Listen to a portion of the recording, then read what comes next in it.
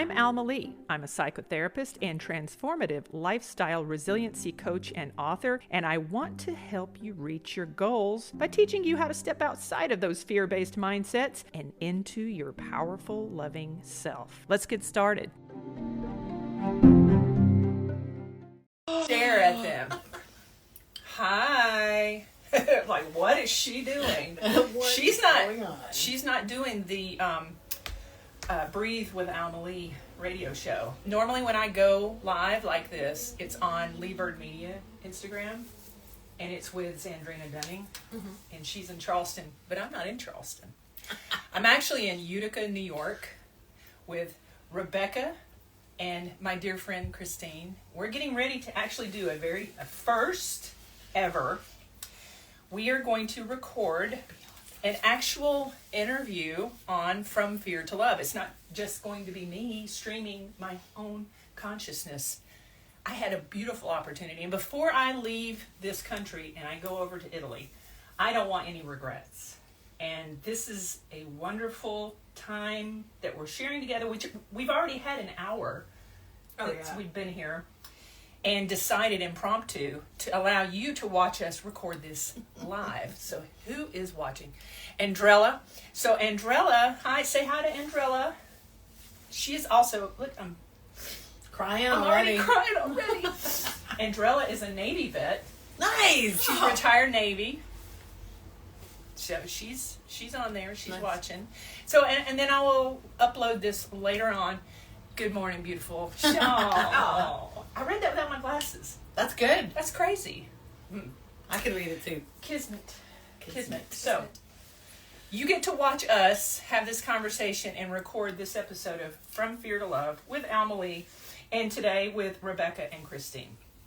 And the topic today is girlfriends and the emotional support that comes from having relationships with women having relationships with other women, the support. God, just the connection. I can't tell you how many times that I have. Let me save it. Let's get started. Hit the record button. Well, this is going to be an interesting take today. So, as you know me. You've listened to me numerous times. If you've been listening to this podcast, you've listened to me a lot, drawn on about a variety of different topics off the cuff. But today is a first.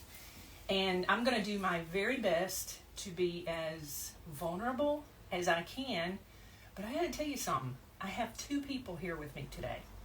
I have my beautiful lifelong friend, Christine, that I met 30 years ago. And we're going to get into that, how we met each other, as well as my good friend, Rebecca.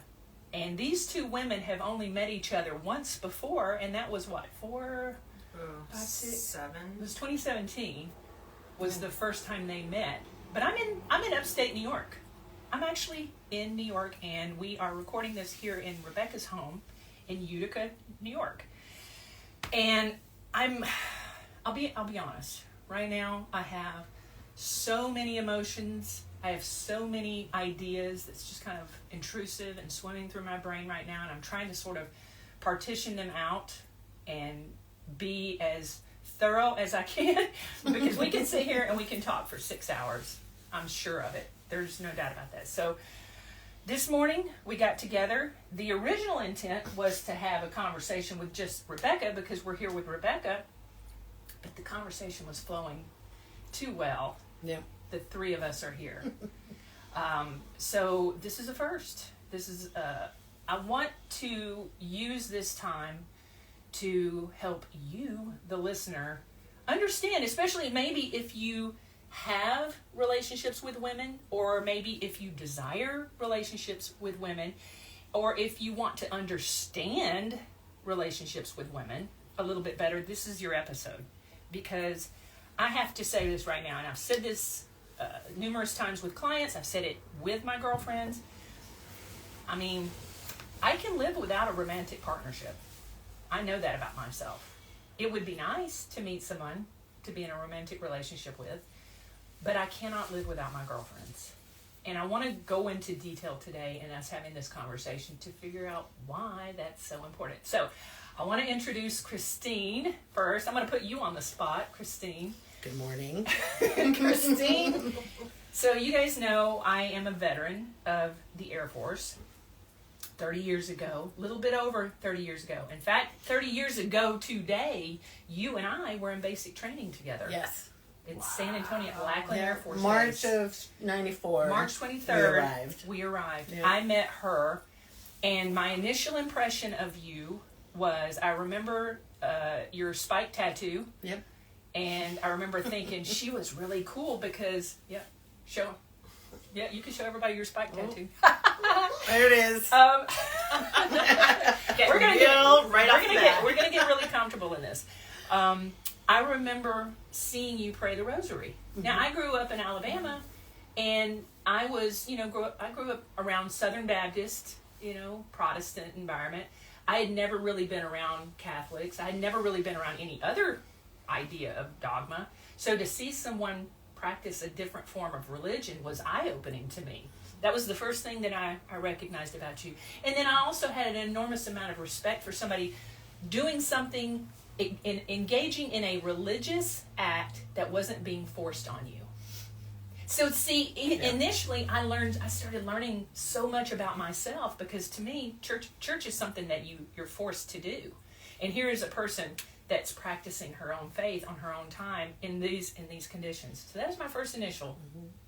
Well, religion sometimes can be that place of safety when you don't have anything else, right? So like that, praying the rosary as a Catholic is like such a big part of the faith. Yeah. And it brought that like serenity of that community to that super stressful environment of basic training. So, and for me, a little country girl from Alabama, plus we were laughing about each other's accents because she's from Boston. And I've lost it now. No, you don't have much. Not at all. Not as much as you used to. I used to say, I used to say dorm god. Yes, you did. You did. And me being from Blount County, Alabama, my accent was much more pronounced back then also. So that was the initial introduction, Christine and I. And then my beautiful friend here, Rebecca. Rebecca and I met in 2007 when we were both married to soldiers in the Army. Mm-hmm. And we're both divorced. And we can touch on all of this as well. We're all divorced. All of us are divorced. We're all divorced. And this is not a man bashing session, but it is also, it would be inauthentic to not bring that into this conversation. Sure. Because it's a big part of that emotional support, because we connect with each other, because we know each other through those experiences. So you might be wondering, okay, so Alma, you met Christine in boot camp, and then you met Rebecca, and then how are you guys all three sitting in the same room? That's a great question. This is manifestation. I keep harping on it. Manifestation is real. And I truly believe that as I move on to Italy, that Christine and Rebecca will continue on their relationship and building their friendship together, because this is fantastic. I just wrote down the start time. Oh, thank you. Because we forgot to set a timer. Oh, well, yeah. Hey, we'll see how long it takes. So Rebecca and I met at Fort Drum in upstate New York, and we got connected. And the thing that I remember about Rebecca was the fact that she saw me. She didn't see me as my officer husband, then, being in his position of perceived power, because it's all perception. And she just related to me. And she was my friend, and she saw me. I never saw myself as being any different than anyone else, because I saw myself as an airman in the Air Force. Right. In that environment, strangely enough, because I was enlisted, even though at the time I had been married to an officer, and an officer in some position. Rebecca didn't care. She's like, "Hey, what's up? How you doing?"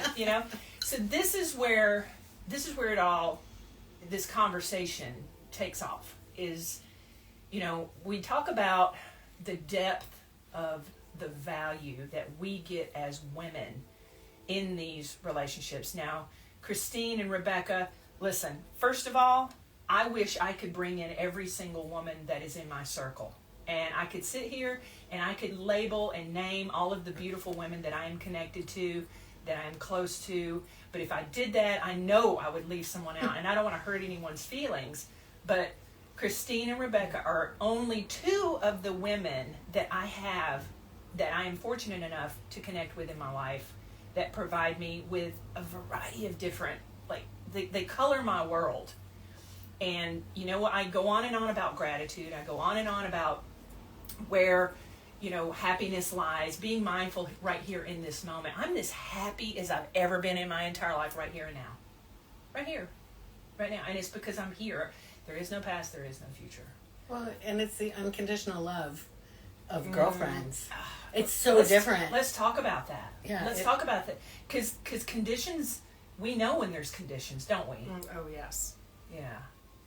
And I love you guys so much. And it's just like we can go weeks at a time with no interaction, no, you know, texting or emails or you know, social media. But then if we need each other, there's confirmation. You hear that? Mm-hmm. Do you guys hear that? They're coming to get us. We call it the Symphony of Utica. I love where you live, by the way. She lives in, I guess this is downtown Utica, New York. It is somewhere in the middle Somewhere of in the Utica. But the houses, like, here Oh, are, there's Yeah. a lot of energy here. There's amazing architecture. There's amazing vibes. Like the history of Utica itself, which I'm not super versed in because I've only been here for 10 years, is really fascinating. That's 10 years. I mean, 10 years. This is actually like the longest I've lived somewhere in my entire life. It's weird. But, you know, like I said, here 10 years. Mm-hmm. You and I met in 2007. Yeah. We met not too long 10 ago. years later. Yeah, 10 years 10 later. years later in But, 2017. like, yeah. the power of, like, that girlfriends, like, here in Utica, like, I felt like such an outsider moving here. I have made some of the most wonderful girlfriends here in this community as well. What does that mean to you? What does that girlfriend connection mean to you, Rebecca? Man, these are women that under no circumstance do they ever judge me, that I am completely accepted the way that I show up every single time. And like with that, like I'm not always the same, and especially over the last 5 years, I have really transitioned from one version of my life to this current version. Yeah. And the women that have circled around me and really shown me what it is to unconditionally love another woman and be there to fix her crown and lift her up and remind her that she's worth something. Like, but it flows freely. Yeah. And like that, I think, is the difference. And I don't, like, these are girlfriends, like, you know, us. We don't need to be on the phone every day. No. You know, some of our relationships have... I can't be. No.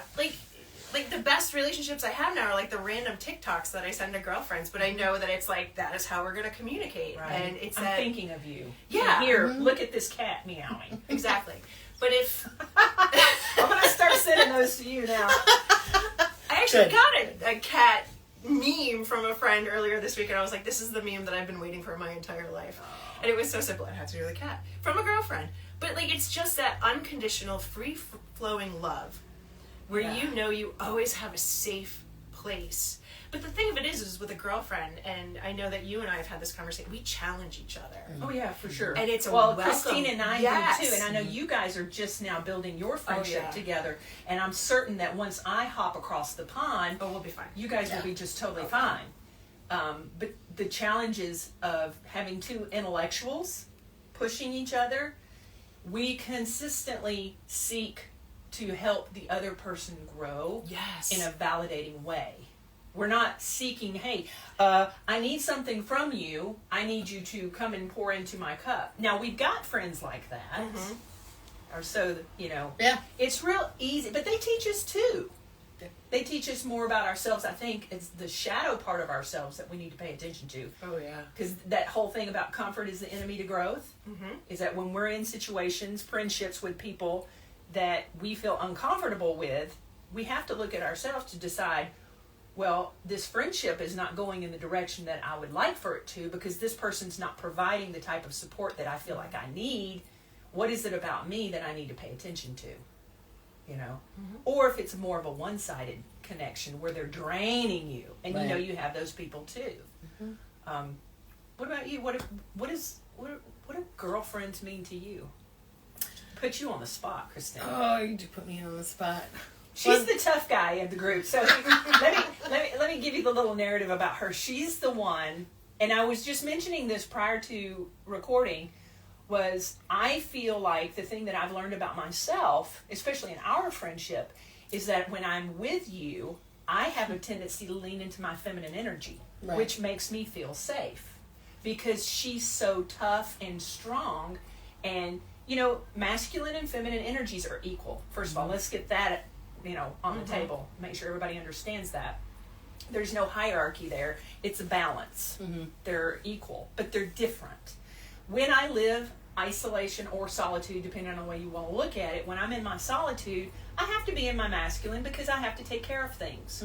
So I have to, that's my go-to. That's what anyone's default is masculine. But to be secure and safe in feminine energy, you must have the ability to release that and to step out of that.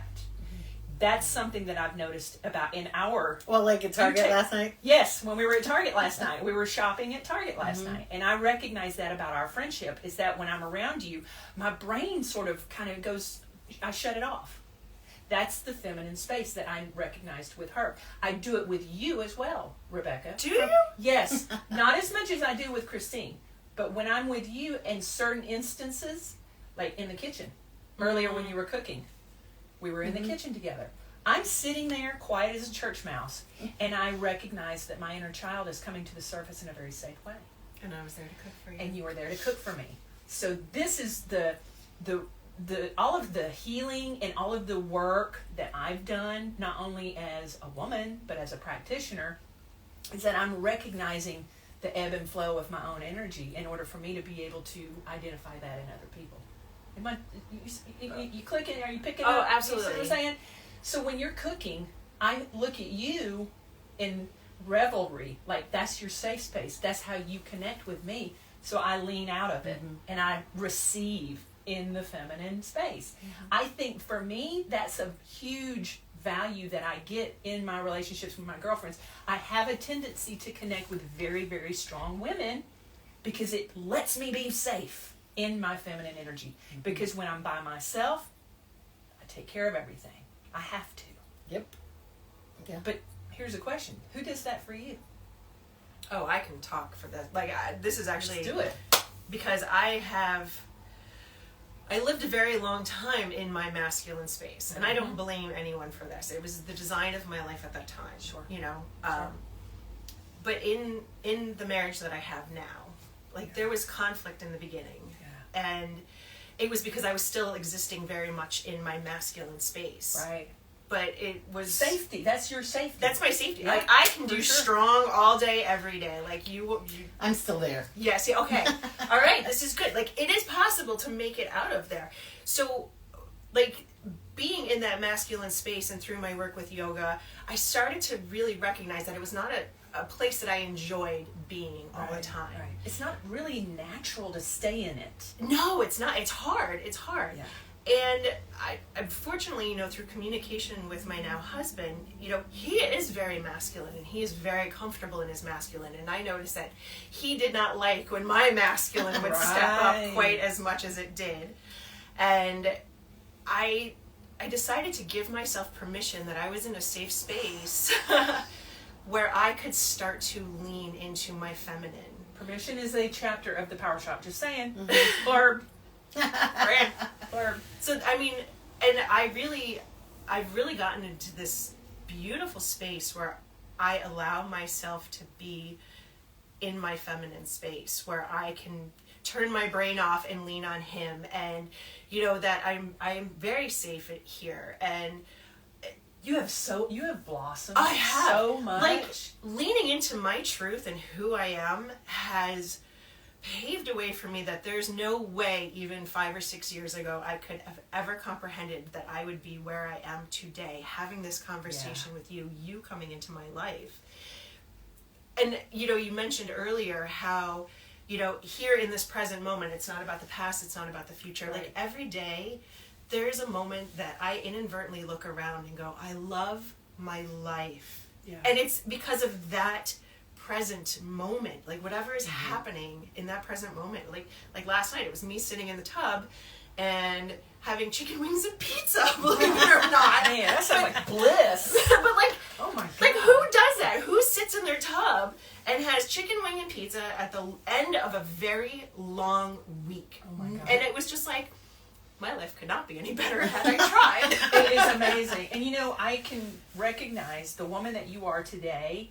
I saw her trying so hard to push through and to evolve when I first met you back in 2007. And the woman that you were then was conflicted, was chaotic. She was struggling emotionally. Now I'm going to cry. I'm That's sorry. okay.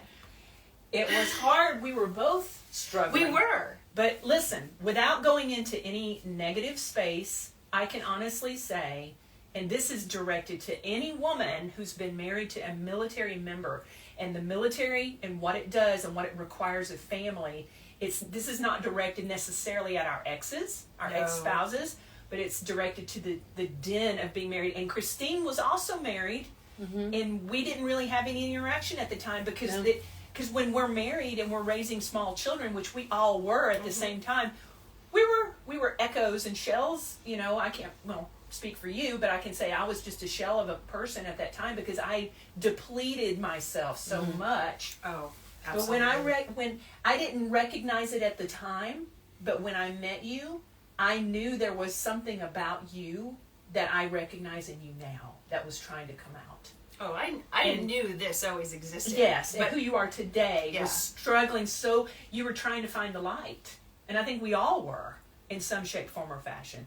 But this whole triangle, this union that we have here this morning, and everything that we've been through had to happen exactly the way it did in order for us to come here. And look at where it's going. Oh my God, this is so cool. That's why the pyramids are triangles, by the way. So it's where all that energy comes together. And you can't have anything beautiful if you don't struggle. And you can't, you can't appreciate it. You can appreciate it without struggle. Right. You know, but I feel you on the tearfulness. I don't like going there either. I don't like feeling the feelings. I think that, you know, in the right moment you can. Well, I'm not afraid of feeling those feelings, but like now where I am looking back, and you and I have had this conversation, my heart breaks for who I was when we met. She was struggling, she was trying, she was raising small children primarily on her own. Yeah. Like, I look back and now I know why I was the way that I was, that I had the behaviors that I had. Yeah. And it comes from such a deep hurt and struggle. And so I'm like the power of self-forgiveness. Yeah.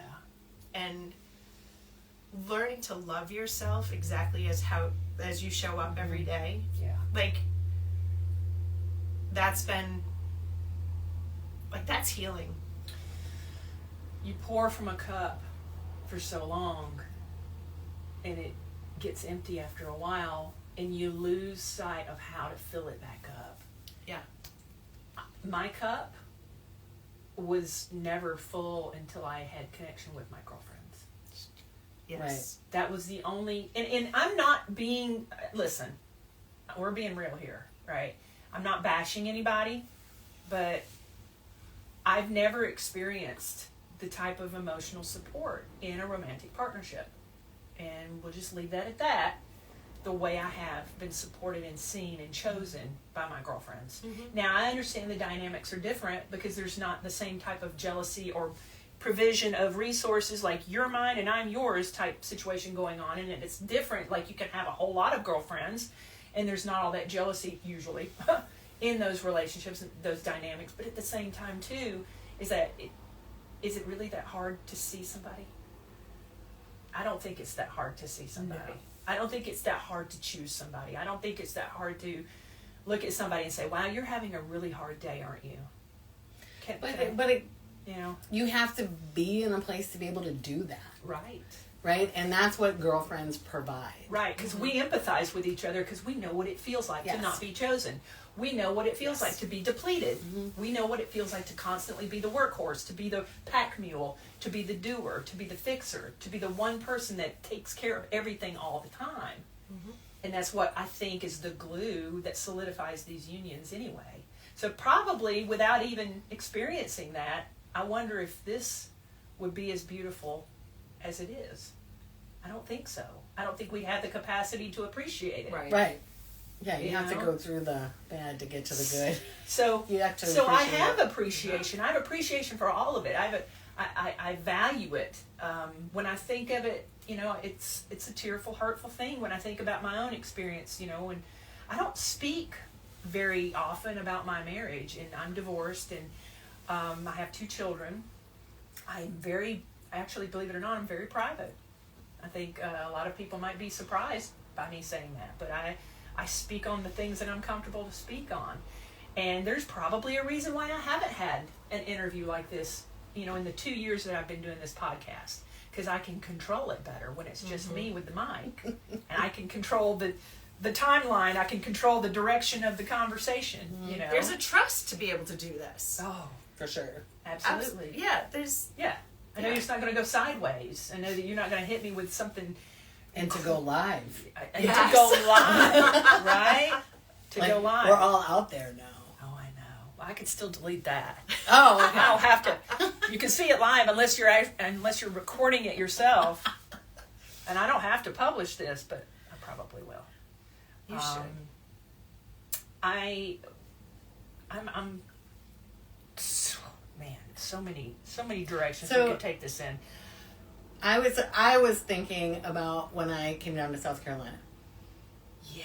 So you came down to participate in the beta test of the Power Shop. Yep. So if you don't know this, if you're listening to this right now and you're like, I know what the Power Shop is.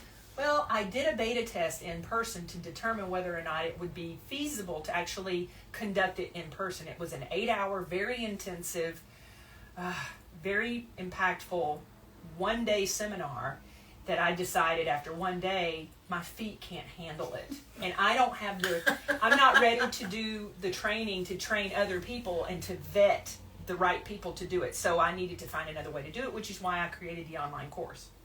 But Christine came down to participate in it in person in South Carolina. Yep. And we connected periodically. Right. Like, hey, how's it going? Right. But then I flew to South Carolina. Yeah. Because that's what you do. That's what you do for your girlfriends. You show up and you support and you're there for all of it. Good, bad, whatever. We were talking about it the other day. Like, I didn't have any expectation that I was going to get any special treatment or special time. I showed up just to be there. Yeah. To be in your space and be in your corner. And we saw there was some interesting energies. And those, I showed up just to be there in your space. And I got to meet some of your amazing friends. Yes. Yeah. And we have a different connection. We were discussing that too, right? I feel connected to some of your people because I was in your space. See, and you bring up another point too that I want to draw attention to is you're being so strong of a personality. Do you often find people that try to connect with you and then realize that they can't keep up? That they get sort of repelled by your strength? I'm probably not as aware of it.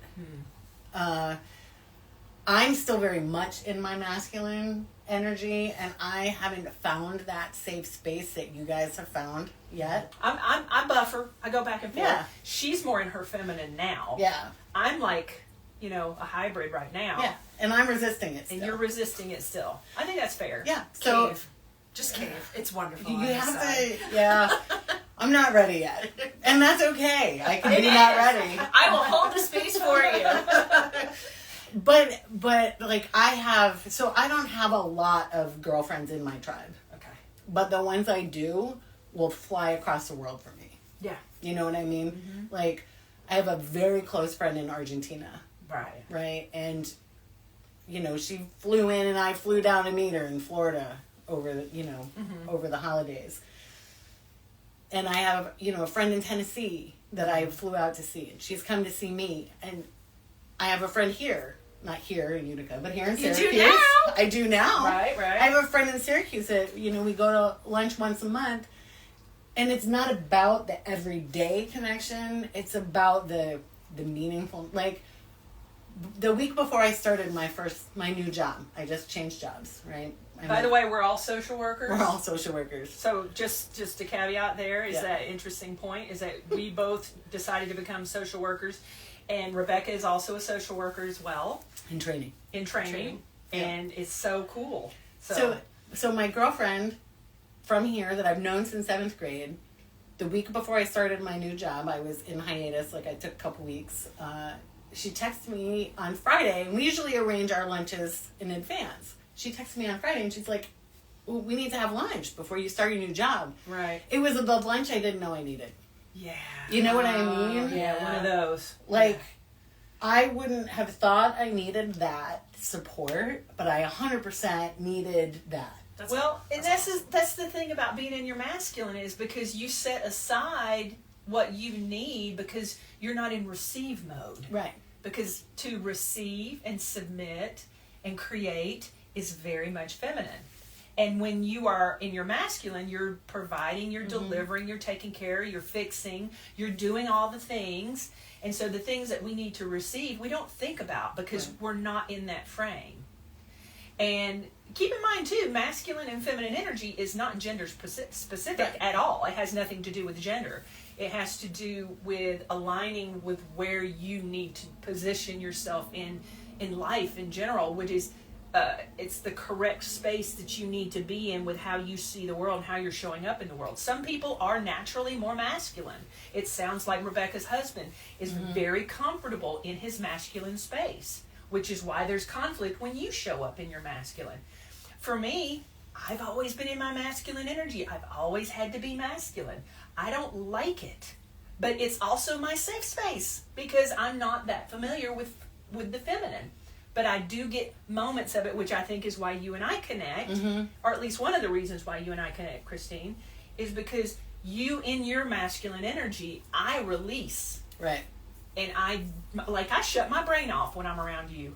It is such a peaceful place to be in. But that's not fair to you as a friend either. I also recognize that I need to... Oh, but you show up 100%. I do. I try. At least I do. I try. And I push, and then you kind of push back too. But I think it's important for somebody to create and show you, hey, this is kind of what it looks like. And I want to do that. Right. And I think that in the past, this is something else that I've recognized about myself in my relationships with women, is that taking, because I recognize how I enjoy being feminine in those spaces, that I still need to acknowledge that I draw in strong women for a reason. And it's because they make me feel safe, right. But that can also be very depleting of those connections because it's like, sir, can I have another? Can you please pour into me some more? And I don't want to be that person in those friendships because you aren't. You're not. Yeah. You 100%. So at dinner last night, before we went to dinner. So before we went to remember this is recorded. I will remember this is recorded. Before we went to dinner last night. Do you call it a reading, a download? Oh yeah, I channel. Yeah, for sure. So you were able to go to this different space and reflect. And she was very good about asking me if I was okay. Is it okay if I reflect this to you? And I'm like, yeah, bring it. Yeah. She told me some things that were not easy to hear, right? Oh yeah, she does that. Yeah, and I needed to hear it, and that is your role in our friendship sometimes, right? Because I can't hear that from everybody. We talked about that at length. I need to feel safe enough in the relationship, and I need to respect and be respected by the person that's staying in 100%. Order to hear it. 100%. Because I always challenge myself anytime I ever experience channel download, information. It's the strangest thing. It's just information that pours through me. It really just feels that simple. And it's just, this is something that I feel like you need to hear. Right. But I also challenge myself to make sure that when I share that information, that you feel safe in receiving it. Right. Because I've done it before, especially with clients and with people and friends. It would be like, well, you need to do this and you need to do that. And they're like, I'm out. That's not cool. Right. I don't like that. I don't like that at all. And then I realized that you don't get the sunlight if the window's closed and the shades are pulled down. So there's no receiving. There's no information exchange there. So I have to make sure that the windows are open. I have to make sure that you feel safe. I have to make sure that you're ready to receive what I'm sharing with you. And it's nothing but love. It's my intention. I may actually hurt your feelings, but my intention is never to cause harm. Right. It's always to see you succeed. And sometimes our feelings need to get hurt. And that is why girlfriends, that's the connection that girlfriends have that you can't necessarily find in an opposite sex relationship. Yeah. Or even just any romantic relationship, I would assume, because there's a different den. There's a different. It is 100%. There's a different issue there. I don't know where I'm at when it comes to romantic partnership. I really don't. Honestly, I'm trusting my spirit team, my spirit guides, my intuition, my higher consciousness to put me in that space when the time is right. Oh, okay. That's what you said too? Is that that's what I said. Oh, and now we're kaboom. And now Rebecca is now married, happily married. And I'm sitting over here. Actually, I think I do remember you saying that you were never getting married again. Oh, 100%. I was never doing this again. I didn't even want to be in a relationship when I found this relationship. I was like, I'm good. Well, you drew it in. We're mirrors. We're mirrors. And so we draw in what we are. And so I'm not interested. Like, if I'm ever going to be connected to someone else, I feel very strongly that I have to become what I desire.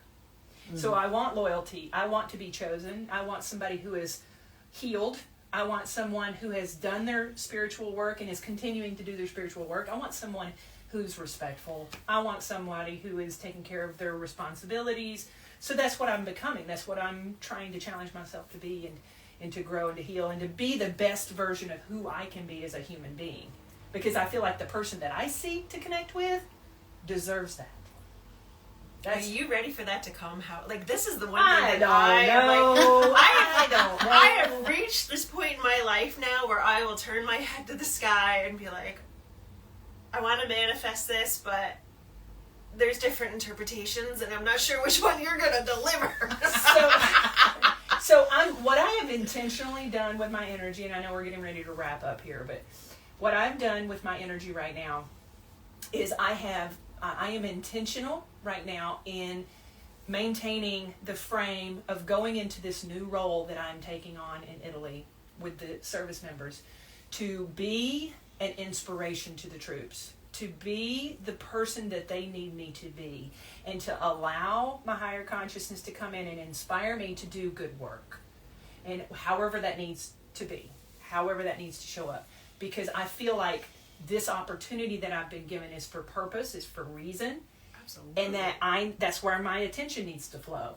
And so to be the very best, I don't know what it's going to look like until I get there. But you probably need an assistant. I probably do. And then and then perhaps another assistant. Right. We'll see how that goes too. It's quite the team. I love you. I love you guys. That seems so inadequate to say. Love is a verb, and I feel it from the both of you every day. If I see a post and we're not here in each other's energy, I feel your energy. I am so grateful that I've got this opportunity, just the three of us. And I'm grateful that I've got other girlfriends out there that may very well be watching this, and you know who you are, that are in my space, that are equal to this, that are, a part of this whole journey that I'm on. And I'm grateful to be I'm grateful to be in your home that you share with your new husband. I can't wait to meet him. And your happiness, I know, is genuine, and it comes, and you emanate light, and I see who you are, and that you are not only loving yourself, but you're being loved correctly for a change. And that makes me so happy to see that. And it makes me, in your home, Christine, I'm staying with Christine while I'm up here in New York, what I'm seeing about you is this whole position that you're in your life right now, this new, just this journey that you're embarking on. And I know that it's a scary thing for you. It's the first time that you've ever, you're at the very beginning. You're opening the door. And I'm so proud of you for that. I'm so proud of you for evolving and doing the things. We'll see how it goes. Well, it's going to be great. It's going to be great because you always do a great job no matter what you do. You've always done that. Even when you were holding the buffer in basic training. We have to mention the buffers. We have to mention the buffers. So she and I ran the buffer in basic training, and we would run all the other airmen out of the room, and she and I would take care of the floors, just she and I, and we would knock it out. Yeah. It would, too many people, would mess it up. So she and I got together, and she was, we're going to do this, we're going to do that, and we knocked that out. It's a flow. It's a connection and a flow. We got it done. Yep. And here we are, 30 years later, still connected. And you know what? We're going to do this again in 30 years. You want to do my floors? Maybe. Got a buffer? Well, that's from Fear to Love. And anybody got any last closing words that you want to share? Man, just find your tribe. Holy shit. So Rebecca is wearing a shirt that says Rome, R-O-A-M, this morning. Here's Manifestation. We'll wrap up on this. The song, the B-52s, was on the radio. I was listening to it when we were driving in this morning. You know the song? Rome if you want to, roam around the world. And I was thinking, Rome, New York. Wouldn't that be cool if you're in Rome? And I'm thinking, we're going to Utica, and I'm going to see Rebecca, and I'm excited to see her. And she's wearing a shirt that says Rome. These are the little tricks that, that's what happens. Manifestation is real. I love you guys. Love you. All right. This has been a Leigh Bird Media production. Don't forget to like, share, follow, and subscribe. Thanks for listening.